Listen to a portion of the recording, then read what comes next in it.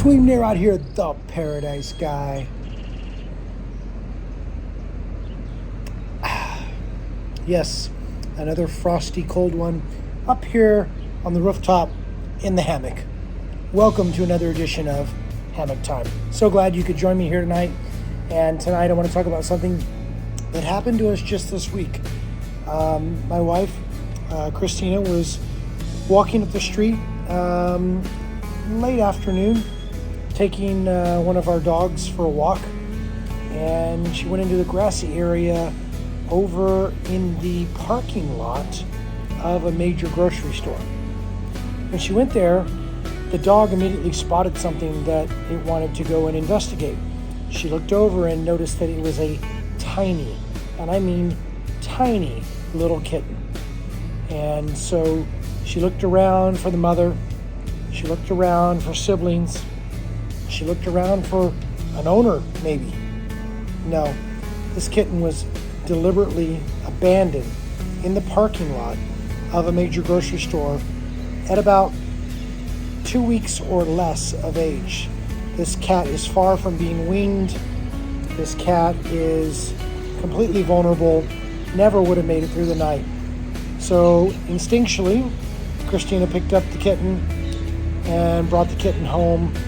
We immediately mixed up some makeshift formula, which, by the way, if you ever want to make kitten formula, you take egg yolk, okay, get rid of the white, and you take a little tiny bit of Caro syrup, and you took some evaporated or some condensed milk, and you mix that up, you stir it really, really good, shake it, and then you get an eyedropper, or if you don't have an eyedropper, you take a Ziploc bag and you poke a hole in the end of that so maybe they can nurse on that.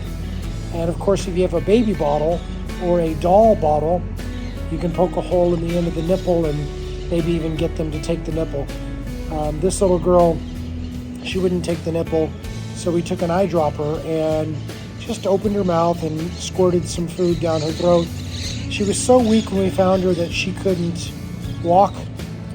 She was lethargic. She was probably a few hours away from, being gone. And so today, 2 days later, we've been feeding her regularly. We took her to the vet. We got her some flea treatment because she was covered in fleas, unfortunately. And we're feeding her. And it's a lot of work, but we've got a little soft toothbrush that we groom her with, like her mother. We stimulate her so she can go to the bathroom. We wipe her with a wet washcloth like her mother would lick her. We feed her almost hourly, and she's bouncing back. So she's starting to meow. She's starting to walk a little bit. She even purred for us today. So I tell you this story because there's a huge need here in Huatulco for people that have compassion and empathy for animals. There are abandoned, abused, and discarded. I know that's the same as abandoned, but it baffles me that people can take a kitten or a puppy and just toss it on the side of the road or put it in a plastic bag and throw it in the trash. It's uncontrolled breeding that happens down here, and then people don't want the commitment of caring for that animal. Maybe it's because they don't have the money, maybe because they don't have the compassion, maybe a combination of both. I don't know.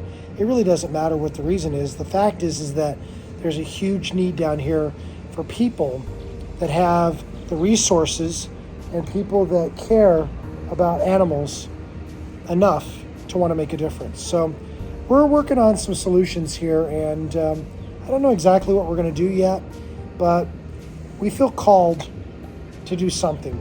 We love animals. We've got 3 dogs. I've got a fly flying around my head right now. We've got 3 dogs, and right now we got 2 cats. That's 5 animals. That's an awful lot. We live in a place, it's a 3rd floor apartment. We have no yard. So we're always taking care of our pets. We're always walking them, petting them, holding them, changing their litter box, feeding them, etc., etc. And then on top of that, we have a toddler as well. So to say we're busy, oh yeah, and then we work. is an understatement. But we care, and we feel like we need to do something. And hopefully if you watch this video, you're going to feel the need to do something as well. So contact us if you'd like to be a part of something significant here in the Huatulco area to make a difference in the lives of all these animals in need.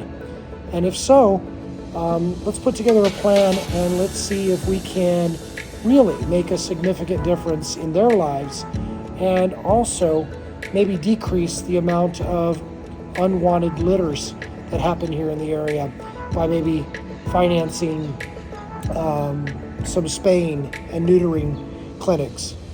Some of those are done here as well right now, but there obviously needs to be more, and there needs to be more participation by the locals and heck, by anybody who lives here. So with that, thank you so much for listening to this very serious and important hammock time. Please contact us soon if you want to help out. We would appreciate any help and any participation that you would love to give. With that, my name is William Narod. As always, I'm a Paradise Guy. Let's see you down here soon and hear from you even sooner. Cheers, my friends.